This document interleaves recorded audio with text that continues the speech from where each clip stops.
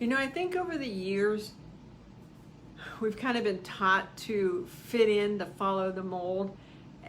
And if you're a square peg, this world sometimes can be a challenge because it's filled with round holes. And I've always been a square peg. I've always kind of stood out. Not necessarily to my benefit, sometimes to my detriment, but I've kind of always marched to my own drummer. And I know so many of you guys can relate to that, where you always just heard a different call. You know, you would go left and everybody else would go right, and you'd be like, why are you going right? Left seems to be where there'll be more fun at. But because of the schools we go to and how industrialized it is, and how you go to grade 1, grade 2, grade 3, it makes people conform. And as you get older and you get into the corporate world, you conform even more. And you just march the same pattern, because when you stand out, when you're a square peg, people kind of point at you. People are like, well, she doesn't fit in, or why does she always have to stand out? Why does he always have to be the center of attention?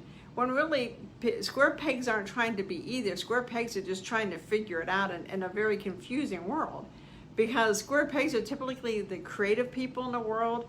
They view things different.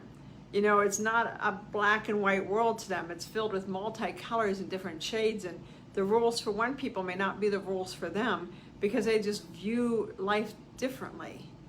They see things in a completely different manner. And when you engage them in the conversation, and I've met some really square pegs, you know, you think I'm a square peg, Lord, I've met some real square pegs, and to talk to them is so fascinating, because their worldview, how they see the world, is so differently. But when you're a square peg, you kind of spend a lot of time self-isolated. And not that you may choose to be self-isolated, sometimes it's just easier that way.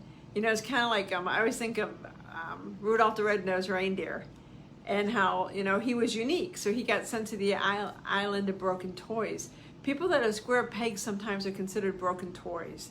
They're considered, you know, just different. Why do you have to be different? You know, it drove my mother crazy that I stood out so much.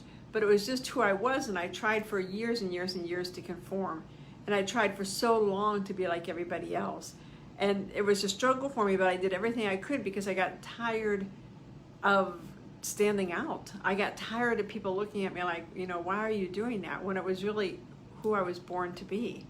You know, and I raised my daughter very much to embrace who she is, and to very much say, you know, proudly. When she, you know, came out as gay, she was like 13, 14 years old, and she had no trouble with it, because I had raised her to stand in her power. We're all different. I just think that too many of us get put in this line to, you know, to march forward and be like everybody else. So we fit in. But you're not made to fit in. Human beings are made to be originals. Each one of us was made to be different.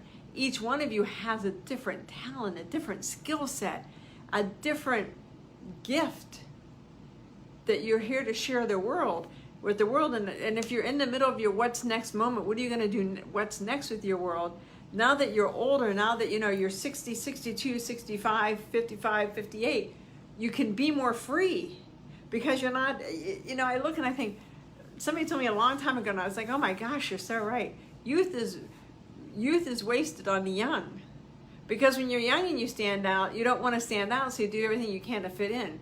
When you get older, you've become so accustomed to that person that you are, that you lost who you were. You know, and you might have lost it by losing weight. You might have lost it by taking a job you don't like, but it's the only job you could get. You might have lost it by marrying somebody that doesn't really necessarily celebrate you, but, you know, you have a great marriage together, and you lose it. And that's why I think when I watch people hit 55, 60, and I start seeing them stand up and embrace who they are. And there was a book written a long time ago, and I didn't get it till, you know, a couple years ago. Something about when I get older, I'm going to wear purple. Because as you get older, you stand out. As you get older, you're comfortable with your differences. And if I could go back and say anything to myself when I was, you know, junior high, and I was standing out from everybody else, I wasn't doing what everybody else was doing, I would say it'll be okay. Embrace who you are. You know, if you're a natural leader, embrace being a natural leader. If you have a charismatic personality, embrace having a charismatic personality. If you're really good at sciences and you're a little girl, embrace it. anything you're good at, embrace what you're good at. And if the, grade 1, grade 2, grade 3 doesn't fit you, you're kind of stuck in that mold, because that's where we are right now. This is a society. Hopefully it'll change, but right now it's where we're at. So just know that you're not stuck with it forever. Know that when you get out of high school, you can make the choice to go to college. And if you make the choice, you can make college fit your personality better. If you have are a parent, you have children or your grandchildren, and you notice they're different, embrace their differences. Because we're all different. Just some people have learned how to stand up and say, yeah, I'm kind of different. This is how I was made, and I'm good with it. I'm comfortable in my own skin. And there's others that'll say, I'm not comfortable in my own skin. I really had to learn how to tap down or, hold back myself so I don't constantly draw attention to myself. Don't do that. Say that's bullshit. Stop doing that. Stand up for who you are and stand out. And scream to the world, gee, I'm a square peg in a round hole, but that's fine. Because like Rudolph the Red-Nosed Reindeer, at some time you're going to get your comeuppance, and people are going to be like, man, you really are different, but that's awesome. Teach me how to be different. Or you really are gifted at this, teach me. Because it's the square pegs that get asked to teach people.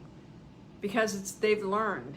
They've learned the lessons of standing out. They've learned the lessons of whatever they've had to learn. And they've accepted it because it's just, to them, it's just part of being a square peg.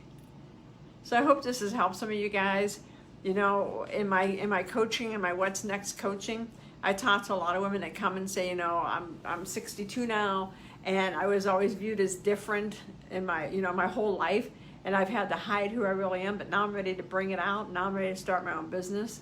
When you're to that place of saying, what's next? What can I do to honor who I really am? Let me know. Go to my website and check it out, KarenBarno.com. If you're on Facebook, give me a like. If you're on YouTube, give me a subscribe. Dwell in your possibilities. Look at everything that's possible in your world, and what possibility lights you up. What possibility makes you say, that's me? And yes, I'm a square peg, but that's me. Talk to you guys later.